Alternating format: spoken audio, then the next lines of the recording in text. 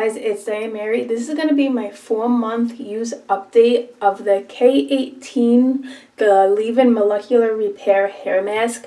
I did do an initial video, and then I think it was my 5th use follow-up, because it said to use it 5 times in a row at first. So now here we are 4 months later, and I'm going to talk about it again. If you don't know me, I'm Diane. I do my videos one done through, no edits, no redos. Far from a perfect human being, never claimed to be, so hopefully you like this type of raw, unedited kind of video. If you do, thumbs up, comment, subscribe would be awesome. Let me show you my hair today. I did use the K18 today during this early morning wash. So this is the front. It's so soft, my hair. I wish you guys could feel my hair, and I wish you could have felt it a few months ago to compare. This is the other side. Probably due for a little trim soon. My husband's honest with me when I really need a trim, and he actually said that it's not so bad yet. And we're going to get to that in a minute. But this is the back. All bouncy. Minimal frizz. There's a reason if you think it looks a little bit frizzier than usual today is I don't have gel in my hair, which is actually kind of crazy because usually it never looks this good without gel. I do have a leave-in, of course this is a leave-in, a cream and a mousse, but no gel, and usually I really need the gel for hold. But my hair is just getting healthier and healthier again. Makes me so happy. Soft, silky, growing. You know, that is the goal. I do want to grow it. My ultimate goal is right around here. Oh, if you want to read my shirt, no talkie, before coffee. Who's with me? This is from tturtle.com. Not sponsored or endorsed or anything like that. Nor is this. Bought this everything with my own money. So sometimes I forget to say that, and people are kind of shady. But yeah, 4-month update. I meant to do this at the 2-month mark. 2 months came and passed. Meant to do this at the 3-month mark. 3 months came and passed. Been wanting to do this for a few weeks now, but I use this once a week, and the weekday washes that I use this, for whatever reason, have been really busy, or I've been tired, or one reason or another. I just never got around to jumping on here and talking about it again. So if you don't know what K18 is, I am not going to spend a lot of time talking about the science and ingredients and stuff, just because I tackled a lot of that in my first video. So I'll link the first 2 videos below, so there's no need to repeat. You can check those out. But real quick, I should have at least got a sentence for you guys. It's a leave-in mask. It is a bond builder. It goes into the deepest layer of your hair to repair it from the inside. What's unique about it is it is a, hear me guys, totally not perfect. It is a leave-in treatment. So you'll put it in after you shampoo. After you shampoo, you do not use any conditioner or mask at all. You just use this. You wring out the excess water. Use this, you let it sit 4 minutes at least, and then you could go in with other stylers, but you need to let it sit alone at least for 4 minutes, and it does its thing. And I feel my hair is finally growing. Like I said, it's soft. Something I noticed and my husband noticed too is I'm going longer between trims. My hair got really damaged in 2019 by using products that were toxic and really bad. Long story, it's on my channel somewhere, I won't get back into it. But I've been still recovering and rehabbing my hair from that, and because of that, it went that I was trimming my hair every month, then trimming it every 2 months, and now it's a little over 3 months, and my hair, it might need a little trim, but it's not oh my god, trim me right now.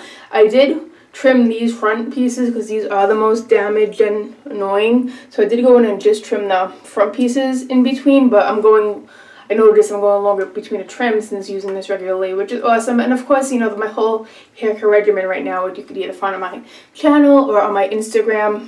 Hair is getting healthier. This is air dried, by the way. I did not use a diffuser or anything like that.